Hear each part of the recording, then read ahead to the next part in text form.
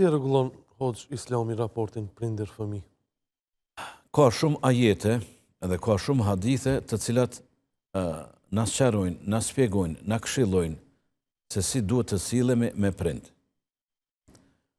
Allahu fuqiplot pas adhurimit të tij menjëherë në radhë të dytë e bjen respektimi ndaj prindve. Një prej ajeteve thot Allahu fuqiplot: "Wa qada rabbuka an la ta'budu illa iyyah wa bil walidayni ihsana."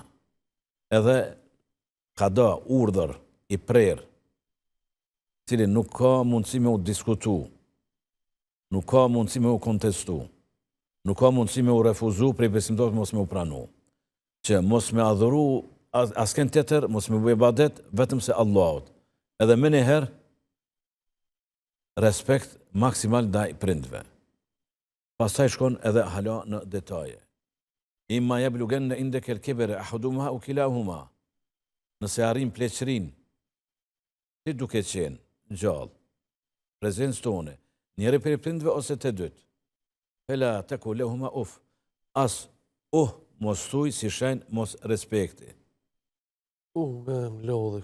Apo kësaj? Po, në atë mënyrë. Mirë, po, kjo shkon në halon në detaj më të imt, edhe nëse nuk flet, nuk e thu me gjuhë ka kërku diçka prej teje, ja ke kthy shpinën, nuk po ta shef ftyrën, po me zemër në vete nuk lejohet me thonë ku e gjeti tash. Ma prishi rahtlëkun e këto. Por me buzëqeshje, me plot kënaqësi që Allah ta ka dhënë atë mundësi që prind me arrit pleqërin të këte, është një mundësi shumë madhështore për me fitu të sevape. Pra, alimat thonë, si shenë ma e ullët e mos respektimit, është, si shprejt e mos respektim, kur thoni Për shkak nuk mundesh as kund me gjetë as një ajet, as një hadith. Shembull që thot, nuk lejohet e vladi me e grushtu prindin. Nuk lejohet e vladi me pështy prindin. Nuk lejohet e vladi, diçka me i dëmtu. Me shoh prindrin. Me shoh ose. Se nuk përmenden. Po kur e ka përmend këtë mat ultën, as ma par vlen për këto mat naltë, atë mat vështirë, s'ka nevojë me ato, nuk ka nevojë diskutohet, as nuk diskutohet. Kishte qenë diçka, ndonjë mundësi e shpresë mos respektim ndaj prindve më ult, pa kur fare dyshimi Allah ato e kish shpreh.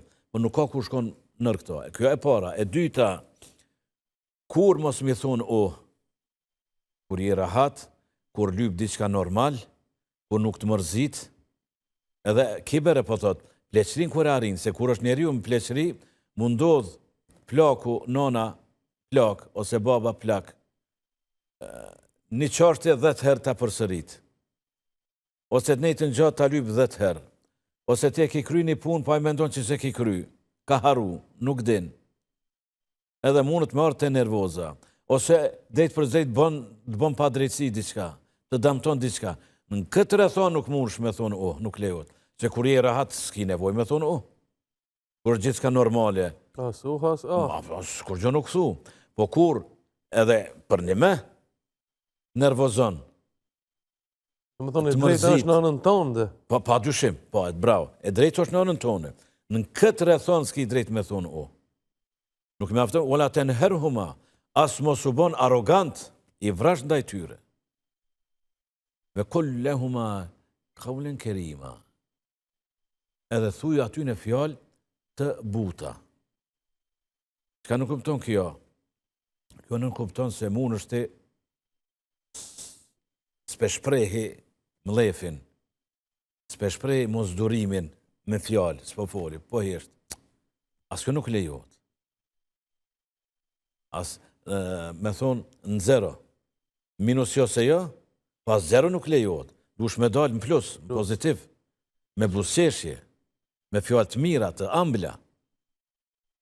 Këtë rrethon nevojitet, se jo e kthen shpinën rol, nuk po i bërtas, nuk po ja kthej fjalën, po e kryj çka po kërkon prej meje, po mrana po vloj.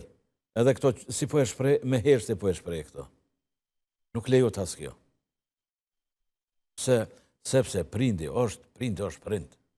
Ajo është çka thëmë po përsëris, pas Allah subhanu wa ta'ala, sebeb që jem na në këtë dynja. qysh nuk e ndan Allahu subhanahu wa taala. Thot në sure Lukman, wasayna al-insana biwalidayhi hamalathu ummuhu wahnan ala wahn wa fisaluhu fi amain. Edhe e kena këshillu, e kena urdhru, me këshill e kena urdhru njeriun, insanin, përgjithësi njeriun, me prind me pas sjellje të mirë. Nana tash po kalon te nana. Ajo në shtatzani e ka kalu shtatzanin, vështërsi pas vështërsisë. Ndarja tash pas shtatzanis, ndarja prej gjithënies 2 vite, edhe tash po vazhdon. Eni shkur li wa li walidejk, i lejën mesir. Eni shkur li wa li walidejk. Mu më falendërën, mu më bën shukër edhe lidhse. Për ndaj fjallë me thonë pastaj. Mu më falendërën pastaj prindve, jo. Mu më falendërën edhe prind falendëroj, edhe. Do me thonë të madhe, alimat të tefsirit, edhe këtë detaj të imt e kanë cek, e kanë punëtisu shumë qartë. Kjo ka mesazh të madh ka. Pra mu më falendëron, ene shkur li li walidejk. Mu më falendëron edhe prindet i falendëron. Të unë e keni me u këthy. Në anën e ceku ajeti, Buhariu e Muslimit, thot e Buhrera është i regjistruar te Buhariu e Muslimi, erdh një prej sahabeve edhe po e pyet, ja Resulallah, men ahakku min e-nas bi husni sohbe. Nuk po thot birr, sohbe, shoqërim, afrim. Kush prej njerëzve meriton me pas shoqërim më të mirë? Kush prej njerëzve, me kënd prej njerëzve duhet une me pas respekt maksimal? A thonë ummuk, nana. Kuptum nana. Nuk me men, po pasaj kush pas nanës? Ummuk, për herë dytë nana. Nuk me men, për herë tretë po e pyet. Ummuk, nuk me men, e buk, po edna, po edna. Kasim tjetër, baba e katërit pasaj më afërm edhe më ajafërm. Alimat e kanë dhonë komentin e këtij hadithi se 3 herë nana e tek për herë të 4 baba. Sepse thonë 3 përjetimet të cilat i ka nana nuk mund t'i ketë baba. Shtatzania, lindja dhe gjithënia. Lindja lind sekond, mirë po ka dhimbje të atashme. Leu mitu, thot Merjemja, atë kisha vdek, unë tu nësjen me nësi, atë kisha qenë e harume. Pse ka qenë dhimbje të atashme ka pas? Po, sabri, këtu paset se ka rasin e Merjemës, sabri, bon sabër. Dhe s'ka ditë s'ka po vjen masani. Bon sabër pak, prit pak. Kush po vjen Isa a.s. masani. Njeri shumë i madh, prej ulul azëm, prej 5 njerëz më të mëdhenj histori krejt njerëzimit. Muhamedi sallallahu alaihi wasallam, Ibrahimi, Nuhi, Isa edhe Musa, alayhi salam ajma'in. Ka 5 dallon. Pejgamber dallon për këtë njerëzve, mesin e pejgamberëve dallon edhe këta 5. Njëri prej këtyre ti po e lind ato. Mirë po, tu potencion në këtë ajet, do në me tregu Allahu të rëthorazi se gjatë lindjes nanat kanë dhimbje shumë të mdhaja. Këto edhe me desh baba s'mund me i pas. Për me çuditshme qysh po munon të një kohë, edhe sa po shkon koha, po trumbetojnë ma tepër me tepër, po munon dzezës me thonë e bardh. Mundët me lind babas, mundët me qenë prind 1, prind 2, mundët. Pa tjetër duhet me pas prind bab edhe nan. Për shkak e ka veçu pra tham, nanën, pejgamberi sallallahu alaihi wasallam, në këtë hadith, Buhariu Muslimi transmetojnë. Është hadith sahih, autentik, sepse babas mundët me qenë me met shtatzan. Babas mundët me lind. Babas mundët me dhonë gji. Këto 3 përjetimet, ka vetëm nana. E kam pyet një sahabe, kush ka qenë haqë e din, sidomos trekanshi Mina, Arafat, Muzdelife. Po di tash 5-6 kilometra, ndoshta bojnë. Thot një sahabe, ja Resulallah, e kom bo haqin në kamp. pa dyshim se ka vlerë.